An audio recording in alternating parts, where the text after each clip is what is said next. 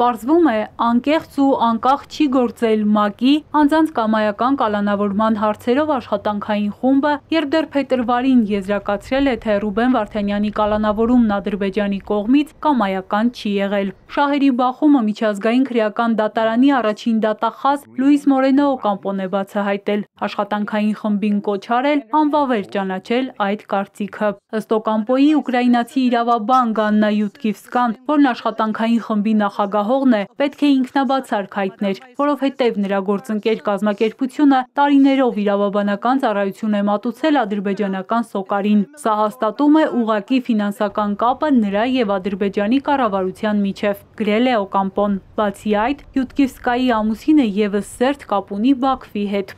Այս եզրակացությունն ամիսներ շարունակ Բաքուն թմբկահարում էր, ասում է իրավապաշտպանը, թեև խոսքն ընդամենը Վարդանյանի կալանավորման առաջին ամիսների մասին էր։ Ադրբեջանցիներն համառորեն այն տարածում էին բոլոր կալանավորվածների և բոլոր հանգամանքների վրա։ Այսպիսով, ասում է, միջազգային համաժողովներում հակադարձում էին իրենց բոլոր փաստարկներին, թե ապօրինի են պահվում հայերը Բաքվում։ Սա, ինչպես նշեցի, կես տարուց ավելին Ադրբեջանը ամենտեղ օգտագործում է այդ հանգամանքը։ Ուստի նման բացահայտումը շատ կարևոր է հասկանալու եւ գուցե եւ կասկածի տակ դնելու անկողմնակալությունը, թեև կոլեկտիվ մարմինը, այսինքն 5 անդամ ունի եւ ըստ էության որոշումը ընդհանուր է, բոլորի անունից է կայացվում, բայց ամեն մի անդամի, հատկապես տարածաշրջանի համար պատասխանատու անդամի կարծիքը մշտապես կարևոր է լինում։ Բաքվի ռազմական դատարանում Վարդանյանի գործով վերջին նիստին 30-ից ավելի իբրև տուժողներ ցուցմունք են տվել, պատմել, թե որտեղ, ինչպես են վիրավորվել կամ իրենց որդիները որտեղ եւ ինչ պայմաններում են զոհվել։ Մտածածին այս պատմություններում Հայաստանն իբրև ագրեսոր ու սադրանքի հեղինակ է ներկայացվում։ Դատարան եկած մի քանիսին Ռուբեն Վարդանյանը հարցրել է, թե ճանաչում են իրեն։ Ասել են անձամբ չէ, բայց գիտեն սոցցանցերից ու լրատվամիջոցներից։ Ըստ էության քրեական իրավունքի հիմնական սկզբունքներից է, որ անհատական պետք է լինի, այսինքն իրեն մեղսագրվող արարքում անձը պետք է մեղավոր լինի եւ կամ իր գործողություններով կամ անգործությամբ պատճառի ինչ-որ վնաս կամ հանգեցնի ինչ-որ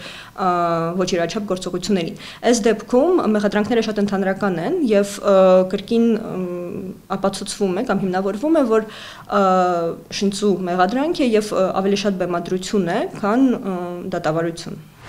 Երկարամյա կոնֆլիկտի բերումով անազատության մեջ հայտնված անձանց հարցի հասցեագրումը Ինչ նկատի ունի Փաշինյանը հարցն հասցեագրել ասելով. Իրավապաշտպանի խոսքով վարչապետի կես նախադասություն անդրադարձից չի հասկացվում օրինակ անհապաղ հայրենադարձում պահանջում է Երևանը, թե ոչ։ Միջազգային հանրությանն ուղղված պահանջն ասում է պետք է հստակ ձևակերպվի, որ իրենք էլ հասկանան, ինչ անելիք ունեն։ Մինչդեռ Փաշինյանը չշեշտեց նույնիսկ հայերի Բաքվում ապօրինի պահվելու փաստը։ Եթե մենք անընդհատ դրա մասին չբարձրաձայնենք, այդ թվում նաև կառավարության կողմից, որ հիմնավորված չեն մեղադրանքները, այդպես էլ, այսպես ասած, կարձանագրվի, որ Ադրբեջանը իր պարտավորությունների շրջանակներում դատում է այն անձանց, ովքեր որ ենթադրաբար կատարել են այնպիսի միջազգային հանցագործություններ, որոնց համար դատել է պարտավորությունը, ոչ թե հայեցողություն։ Հայերի վերադարձը Բաքվի կողմից ազդակ կլիներ, որ իրենք էլ դեմ չեն խաղաղության հաստատմանը, ասում է իրավապաշտպանը, մինչդեռ Երևանն էլ իր հերթին այս հարցով պատշաճ պահանջատեր չէ։ Հերմինե Ղարիբյան, Հարություն Հովսեփյան, Էպիկենտրոն։